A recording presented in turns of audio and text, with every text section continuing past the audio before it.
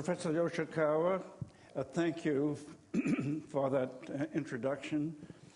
And I would thank you and the foundation of which you are chairman for this great honor of the Japan Prize.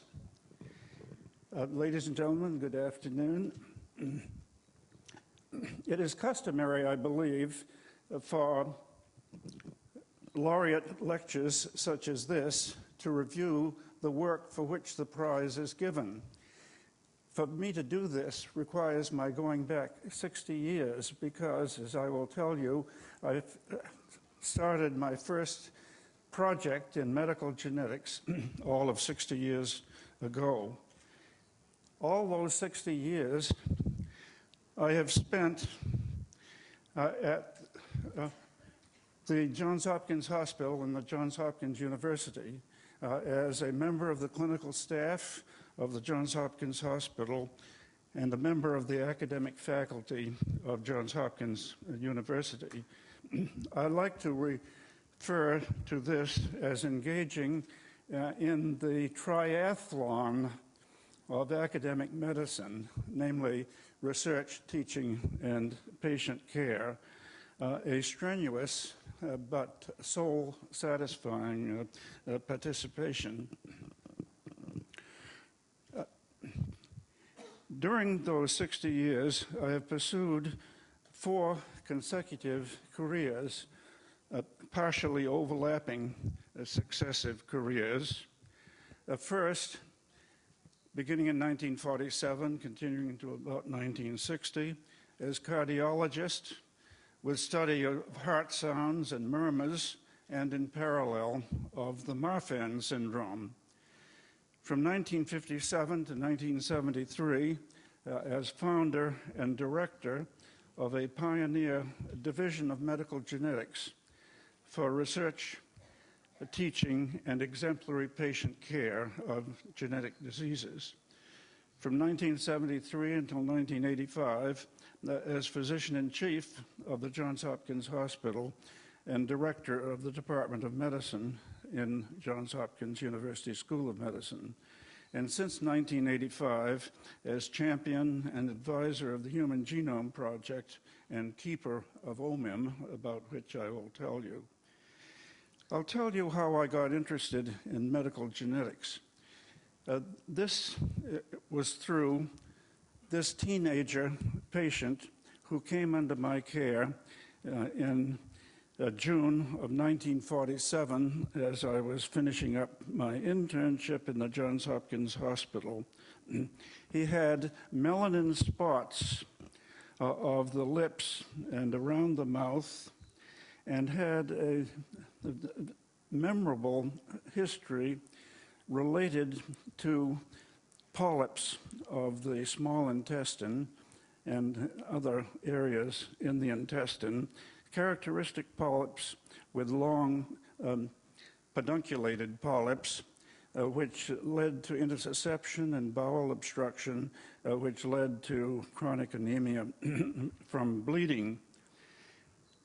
This seemed likely to represent a syndrome, this combination, and I looked around for other instances and found 4 other patients, 3 of whom were members of the same family in a pattern consistent with autosomal dominant Mendelian inheritance. I learned that Dr. Harold Jagers in Boston had likewise collected 5 cases, and we combined forces and reported these 10 cases in the New England Journal of Medicine in a long article that was published in 2 successive issues of that journal in late 1949. This condition of polyps and spots became known as the Pearce-Jagers syndrome after an article by a group from the Mayo Clinic published in 1953. We knew that Pearce had reported a large Dutch family with the condition in 1921. I was responsible for the genetic interpretation of the condition that we included in the paper in 1949 under the tutelage of Professor Bentley Glass at Johns Hopkins University. And Dr. Glass said, this combination, even though you cannot understand what the connection might be, must be the result of gene pleiotropism, that is, multiple phenotypic effects of a single mutant gene, not linkage of separate genes for the two traits on the same chromosome. In my experience as a cardiologist in the early 1950s, I ran up against patients with the Marfan Syndrome, and having been tutored in the principle of pleiotropism, it seemed to me quite likely that the manifestations of this disorder, which included dislocated lenses in the eye, skeletal features, particularly excessive length of the limbs with spider fingers, deformity of the chest and of the spine, and thirdly, in the cardiovascular system, particularly as the main life-threatening feature of the disorder, aneurysm of the aorta, which might lead to, and does lead to, a rupture of the aorta in some cases. It seemed likely that this was, since it was transmitted as an autosomal dominant, that this was due to the pleiotropic effects of a single mutant gene affecting probably some fibrous element of connective tissue wherever it was in the body. And I collected a large number of families with the Marfan syndrome and studied the patients and their families in as much detail as possible, and then looked around for other conditions that might be construed as what I referred to as heritable disorders of connective tissue. Heritable because they were capable of being inherited.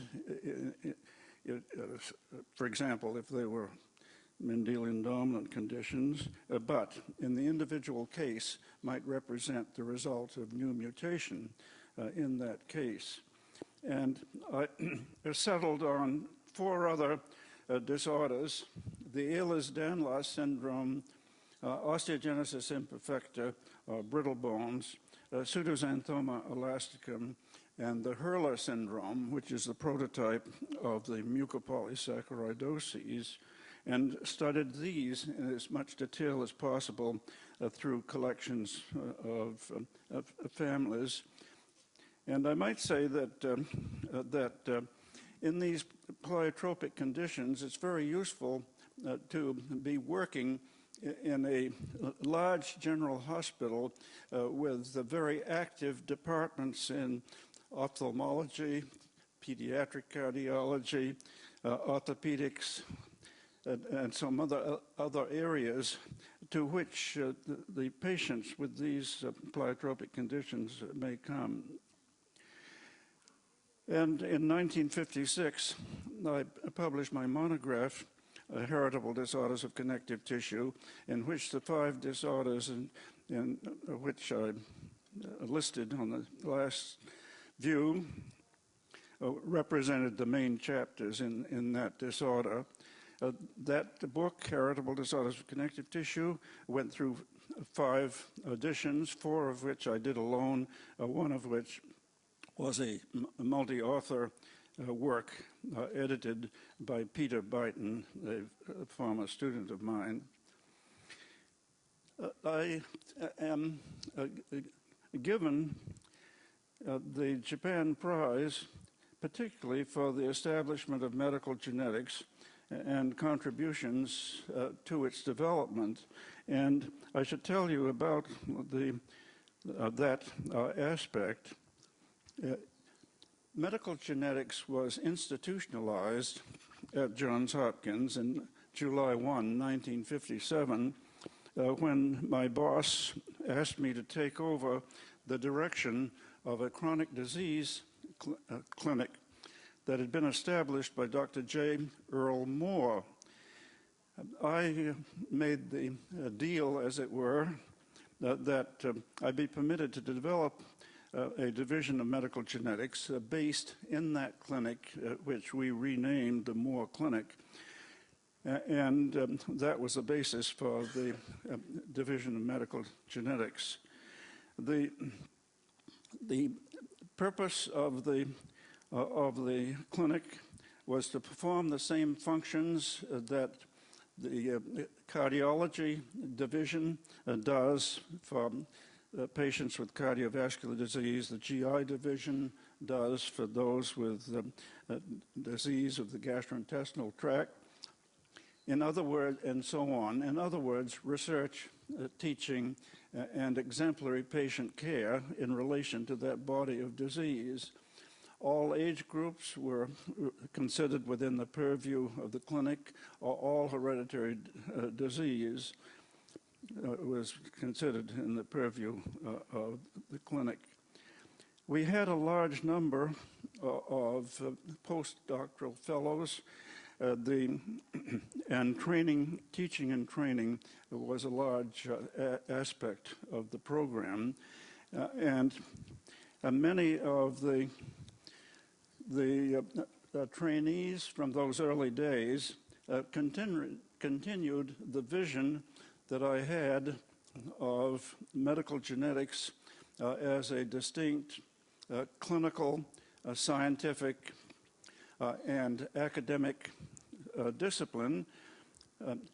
For example, David Weatherall of Oxford University, Malcolm Ferguson Smith of Cambridge University, David Danks of Melbourne, Australia,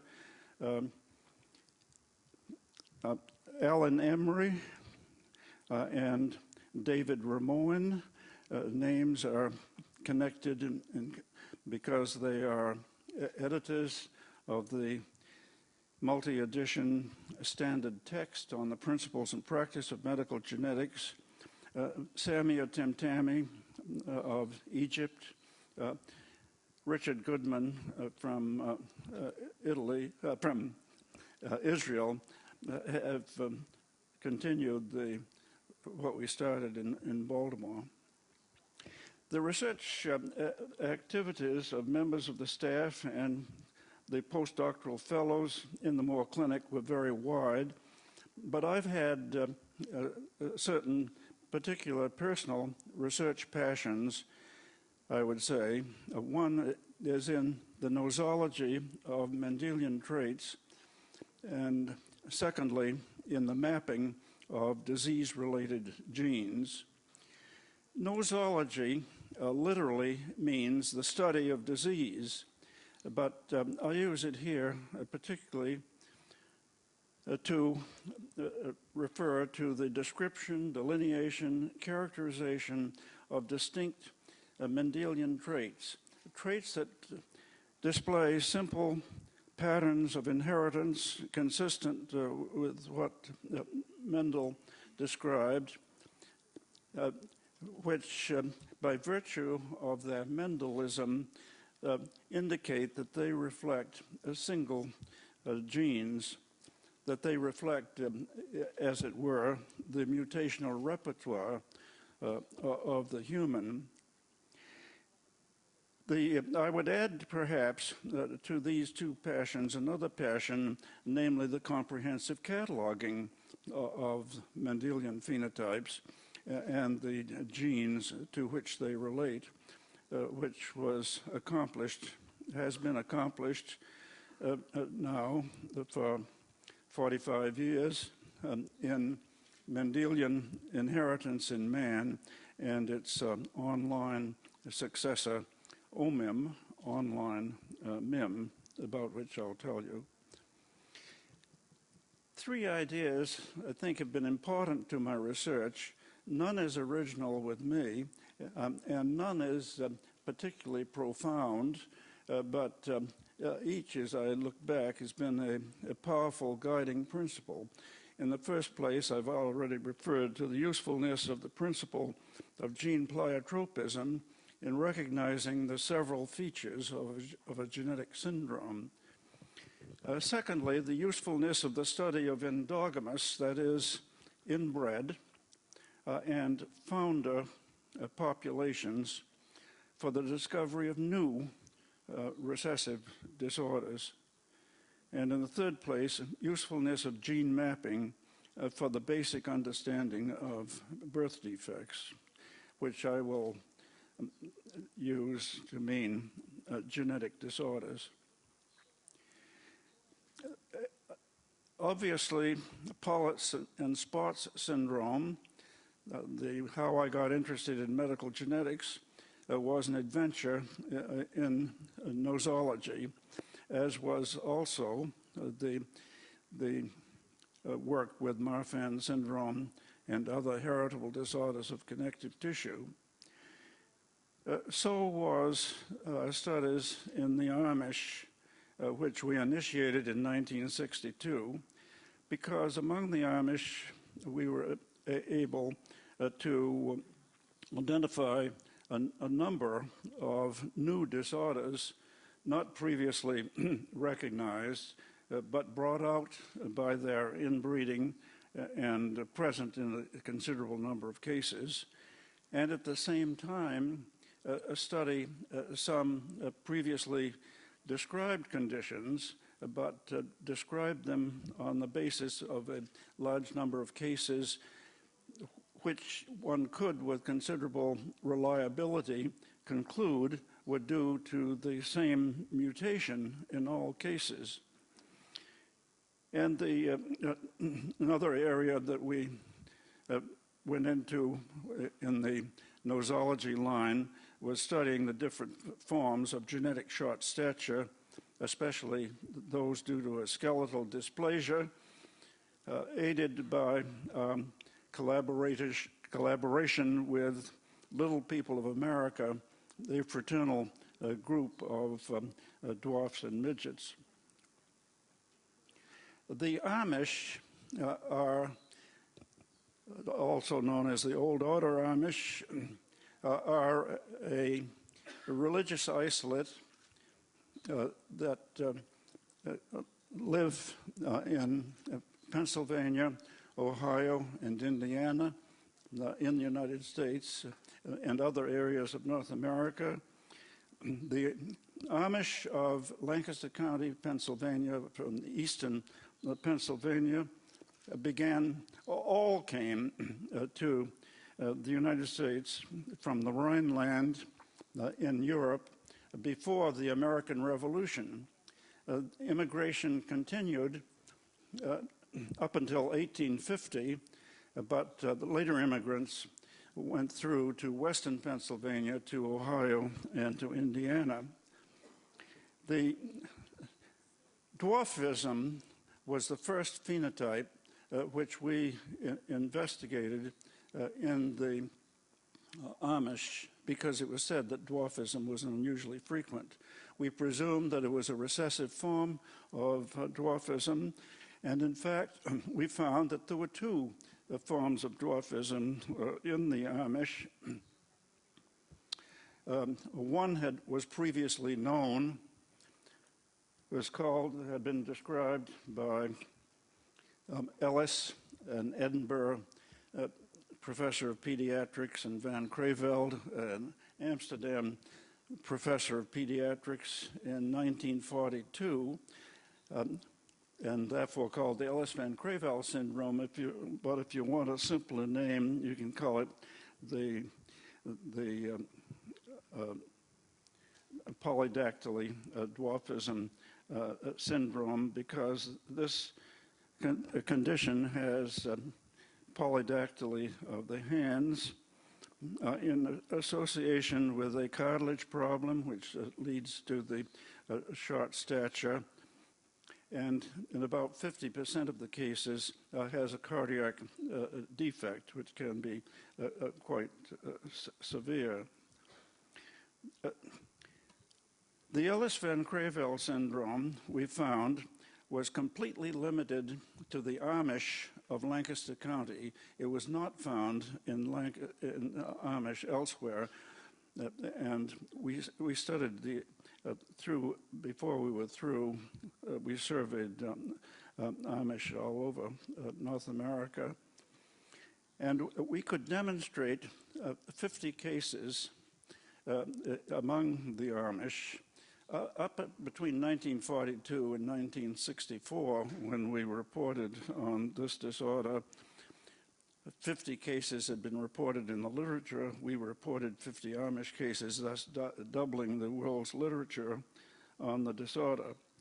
We could show that all 50 cases were descendant through both parents to a single immigrant couple, namely Samuel King and his wife. But no other immigrant couple was shared in common by all 50 cases through both parents. Thus, it seemed quite clear that Samuel King or his wife, much less likely both, were heterozygous carriers of this gene for Ellis-Van Creveld syndrome. The second condition was a previously completely unknown disorder, which is illustrated by this 9.5-year-old girl and her 5.5-year-old brother, compared here with their unaffected 7-year-old brother. This condition we called cartilage hair hypoplasia, or CHH, because of the cartilage problem, which led to the dwarfing, and because of thin, silky, fine, light-colored hair, which under the microscope showed the fine caliber and the lack of a pigment core. It was of great interest to trace out the pleiotropism of this completely unknown, previously completely unknown disorder. And one of the pleiotropic features was found to be an immunodeficiency, which, among other things, led to severe chicken pox, severe varicella, as this boy had severe chicken pox, leaving him with pock marks. We had evidence for 6 deaths in the Amish from varicella pneumonia.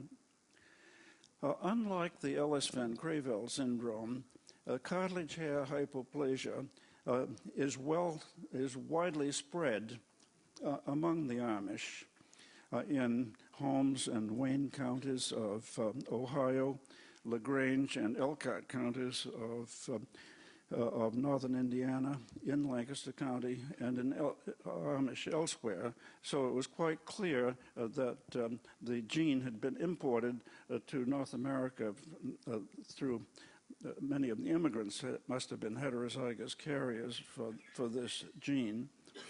Once described on the basis of a large number of cases in the Amish, it was possible to identify this disorder in non-Amish, as, for example, in Little People of America, including the founder of this organization, Billy Barty, who is on the extreme right here, a radio and television personality who has a CHH. In our nosologic studies, it was useful to record this information, and in the early 1960s, we began assemblage of this information, which was published in due course under the label Mendelian Inheritance in Man. The first catalog the subtitle was Catalogs of Autosomal Dominant, Autosomal Recessive, and X-linked Phenotypes. The first catalog to be collected was that of the X-linked phenotypes, which we collected for a monograph in 1962 entitled On the X Chromosome of Man. The question was, what genetic information is carried by the X chromosome? And a tentative answer to that question could be obtained from a list of all the traits that displayed X-linked inheritance pattern. That was what that catalog represented. It was, as it were, like a photographic negative from which one could produce a positive picture of the genetic constitution of the X chromosome. The Autosomal Recessive catalog was assembled in 1963 as a resource for our studies in the Amish. So we would know when we had a new autosomal recessive. And then, for sake of completeness, the Autosomal Dominant catalog was created. Also in 1964. Also in 1964, the whole business went on the computer, by which I mean the following. This was before the day of the word processor, and for ease of updating accuracy, and for ease of creating the indices and pagination for book publication, we put it on the mainframe computer at Johns Hopkins University, and it has been maintained on the computer in one form or another ever since. The first book edition, a pioneer in computer-based publication, was in 1966. It went through the 12 editions in all, the 12th edition in 1998 in 3 volumes. And you see the growth of information illustrated by these expanding books. After 1992, the subtitle was changed from Catalogs of Autosomal Dominant, Autosomal Recessive, and X-linked Phenotypes to A Catalog of Human Genes and Genetic Disorders.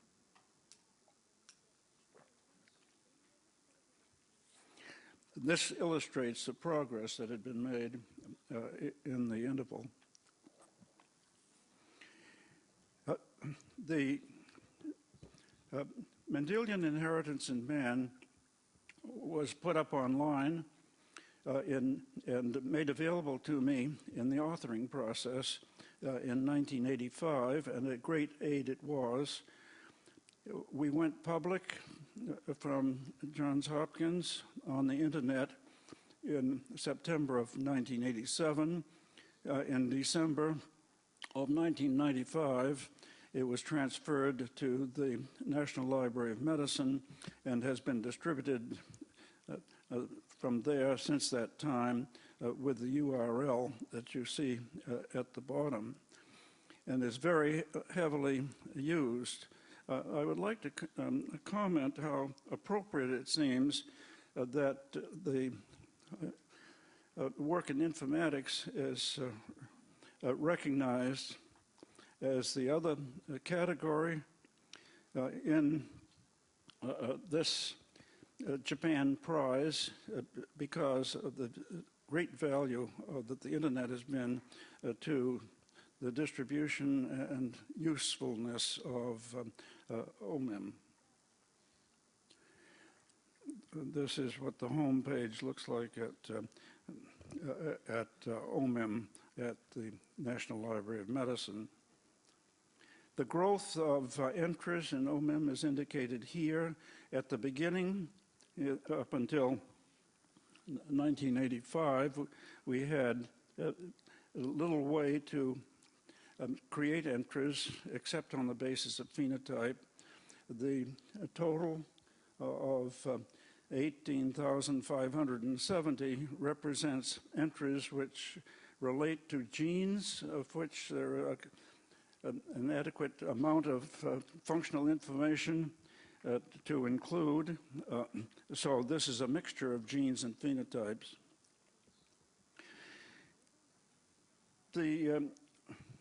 My interest in gene mapping, I think, comes from several sources. One was through a mentor of mine, Kurt Stern, a Drosophila geneticist, who always pointed out to me that the orientation of genes on our chromosomes is part of our anatomy.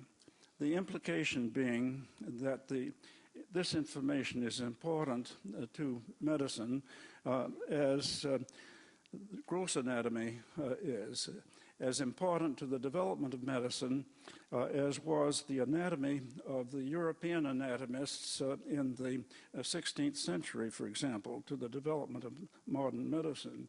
And that metaphor is something that I have used frequently, speaking of the anatomy of the human genome, the morbid anatomy of the human genome, the neo-Vesalian basis for medicine in the 21st century, and even a mixed metaphor of the human genome through the eyes of Mercator and Vesalius. But the other reason I got interested in gene mapping, I think, was from a long association with the Jackson Laboratory at Bar Harbor, Maine, which is a world premier mouse genetics laboratory. And beginning in 1960, a group of us from Johns Hopkins have collaborated with the staff of the Jackson Laboratory in the conduct of a 2-week summer course in medical and experimental mammalian genetics. This coming summer will be the 49th annual session, so we're coming up on 50 years. And this is a very beautiful place to be in the summertime, as well as a very stimulating place from the association with the mouse geneticists, who, in a way, do the same thing that we do in Baltimore with genetic disease. But mapping is one of the first things that the mouse people do when a new phenotype turns up, is to determine whether the thing is inherited and where it maps. But it was very useful to develop the discussions about comparative mapping between mouse and man. Here you see Dr. Roderick, whom I'll mention later. It turns out that genes that are on the same chromosome in the mouse tend to be on the same chromosome in the human. This is comparative gene mapping. We collected a catalog of X-linked traits, as I told you, in 1962, and that catalog had reached 68 in number by the year 1968.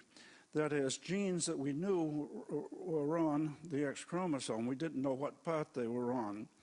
But up until 1968, we didn't know a single gene that was on any of the other chromosomes. But in that year, one of my graduate students, Roger Donahue, assigned the Duffy blood group locus to chromosome 1. He did what I tell graduate students in human genetics they should do. He studied his own chromosomes, and he found this was in the pre-banding era, that one of the chromosome 1 pair was unusually long, and it looked as though it had an uncoiled area near the centromere. And these are the chromosome 1 pair and the chromosome 2 pair from various members of Donohue's family, because Roger had both the intelligence and the ambition to do a family linkage study. He realized that this might be a genetic trait, in effect, which behaved as an autosomal dominant, being passed down to half the offspring of a carrier, and that if he did a linkage study, he might find that there was some marker trait that was traveling along with the anomalous chromosome. And he had the ambition to do it, to collect the material on a far-flung family and to do the chromosome studies and to do the marker trait studies, and found that Duffy was Duffy B, specifically type B Duffy, was linked to this marker chromosome. That, as I say, in 1968, there were 68 X-linked genes on the X chromosome and one on chromosome 1. This shows the growth of the number of genes on different chromosomes over the next few years. In 1973, Frank Ruddle and I initiated human gene mapping workshops out of an enthusiasm for complete mapping of genes to chromosomes, which was an ambitious undertaking, to be sure. And these workshops were held over every year or two over a period of time. You might say that this was a consortium of laboratories that got together to collect the information and put together the pictures at this time. In fact, you could say, if you speak of the Human Genome Project as mapping and sequencing the human genome, it really started with this work and with the growth, as you see here. At the time the Human Genome Project was formally initiated in 1990, there were perhaps 2,000 genes that had been mapped to specific chromosomes, and in a great majority of these instances to specific parts of chromosomes.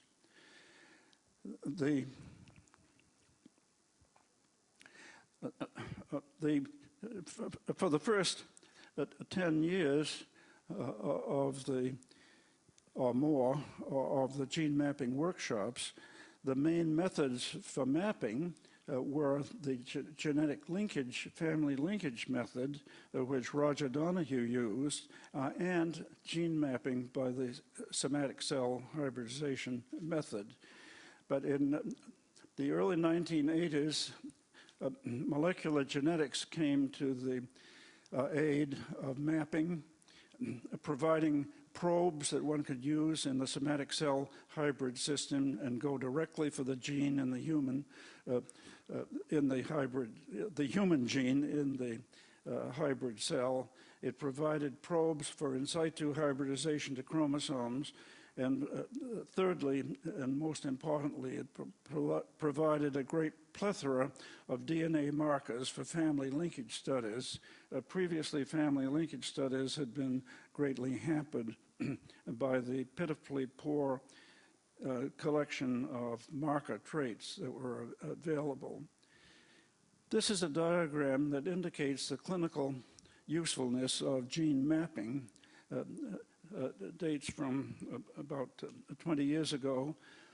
Once one can map a gene, one can use the information in diagnosis, prenatal diagnosis, preclinical diagnosis, by the linkage principle. That was true for Huntington's disease in 1983 when it was first mapped, even though the gene had not been isolated.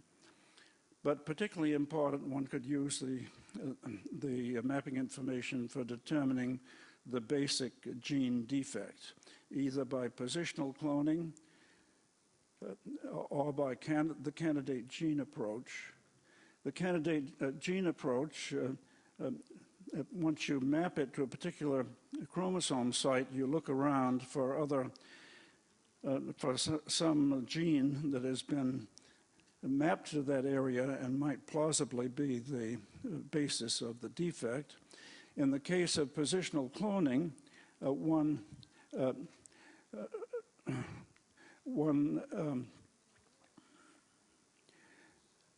has no idea as to what the basic defect might be. These are mystery diseases, and one, in effect, walks in on the area where the gene mutation lies and finds what the mutation is in the last analysis. But gene-based, map-based gene discovery became a major way to investigate mystery diseases of all sorts, and beginning, for example, in 1986 with Duchenne muscular dystrophy, which was just about the first mystery disease to be so identified. I have listed others here, including the Peutz-Jeghers syndrome in 1998, the Ellis-Van Creveld syndrome, and the Cartilage hair hypoplasia. These were all turned out to be previously unknown genes, which were the site of mutations causing these disorders. My activities in the genomics era since 1985 have included the National Academy of Sciences Committee on Mapping and Sequencing the Human Genome, the co-founding with Ruddle of the journal Genomics, serving as founding president of the Human Genome Organization, known as HUGO, and the internet development of OMIM. This is a picture taken in 1988 in Montreux, Switzerland, at the founding meeting for HUGO. I'm holding a Swiss cowbell that I use to call the meeting to order. You will see Professor Matsubara. You'll see Dr. Hanjo, Dr. Shimazu on the front row, representing Japan. There were 31 scientists from 19 countries here, including 5 Nobel laureates, including Jim Watson, who's in the back row. I digress very briefly to discuss definitions. The word genome was first used by Winkler in Germany in 1920s. Apparently, he created the word by elision from genes and chromosomes, and that, of course, is what the term means, a complete set of chromosomes and the genes they contain. The term genomics is a much quite more recent vintage and was suggested by Tom Roderick. Frank Ruddle and I were casting around for the title of a new journal on mapping and sequencing, and Ruddle suggested to call it Genomics. And the inaugural editorial was entitled "A New Discipline, a New Name, a New Journal." And 9 years later, the editorial was entitled Genomics, an established discipline, a commonly used name, a mature journal. And of course, all sorts of derivatives, such as comparative genomics, pharmacogenomics, and all the rest have come from this, to say nothing of proteomics and the proteome. I want to conclude by going back to this chart and indicating the usefulness of being able to determine the gene defect, which comes from the mapping process, that once you know what the precise lesion is, if you will, in the gene that causes the disorder, one can devise specific DNA diagnosis. But in the second place, one is in a much better position to work out the steps that connect the defect in the gene with the phenotype, the steps from gene to phene. And one may be able to improve management through a better understanding of that pathogenesis. And I can give you no better example than the Marfan Syndrome, which, as I told you, was where I entered in essence, and represents a very exciting current story, which is particularly the work of my colleague at Johns Hopkins, Hal Dietz, and it is to him that I am indebted for some of these slides of his elegant work. But you will recall that this condition has dislocated lenses and long limbs and aneurysm of the root of the aorta as the cardinal features. And Dietz has been able to carry this from clinical delineation to molecular characterization to effective pharmacotherapy. This is Dietz. Fibrillin, which is a connective tissue protein, came under suspicion because of histochemical changes that showed deficiency and derangement, disruption in Marfan patients in comparison with control. The gene for Marfan, the gene for fibrillin, was assigned to chromosome 15, and the gene for Marfan syndrome was mapped to the long arm of chromosome 15 in the same area, so that fibrillin,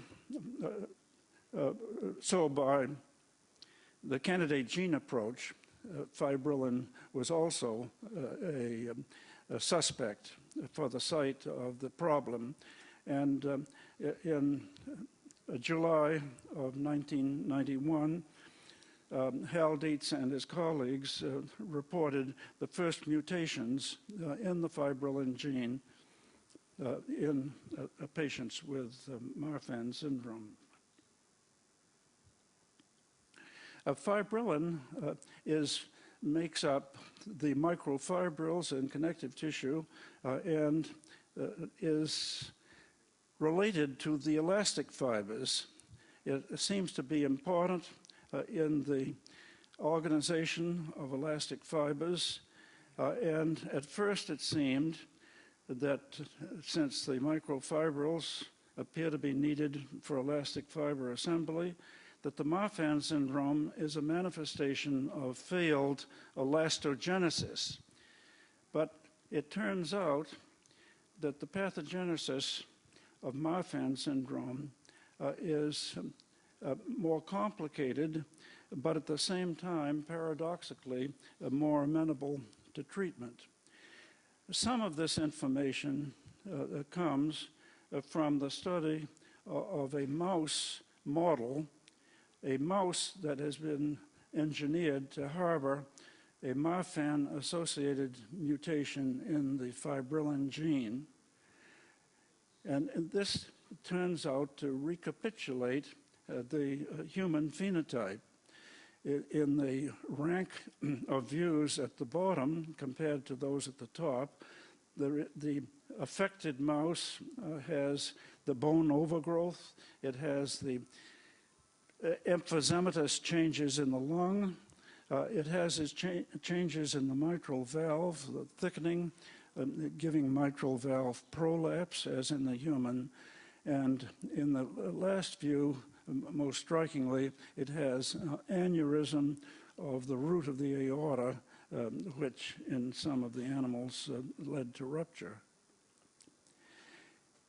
And this seems to be related to another function of fibrillin, microfibrils, namely to bind TGF-beta, transforming growth factor beta, and to regulate the activation of TGF-beta. And in the absence of sufficient microfibrils, there is excessive TGF-beta signaling through that pathway, leading to the manifestations of the Marfan Syndrome.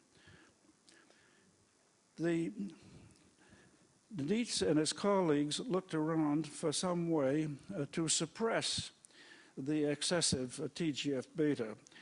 In the mouse, they could do it with antibodies against TGF-beta, but one could scarcely do that in the human. But they focused on a drug called losartan, which is used for the treatment of hypertension, which decreases production of TGF-beta and decreases production of its receptor,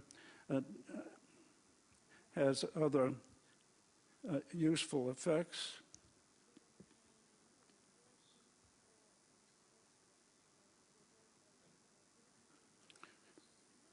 And it's first in the mouse, that the effects in the mouse could be completely reversed with losartan in a most dramatic way, and the effects in the human appear to be equally dramatic. At the top here, for comparison, two patients who, despite the treatment with beta blocker and with ACE inhibitor, continued to dilate the root of the aorta, requiring surgery at a young age. Below are the example of two patients who were treated with losartan, with plateauing of the dilatation of the aortic root. And here are more extensive data that are in press in the New England Journal of Medicine, which in the lower left panel indicate in a group of 18 patients the plateauing of aortic root enlargement. There is now a large clinical trial going on of losartan in this disorder. The results are very encouraging, and we're very excited about this application to clinical medicine. Thank you very much.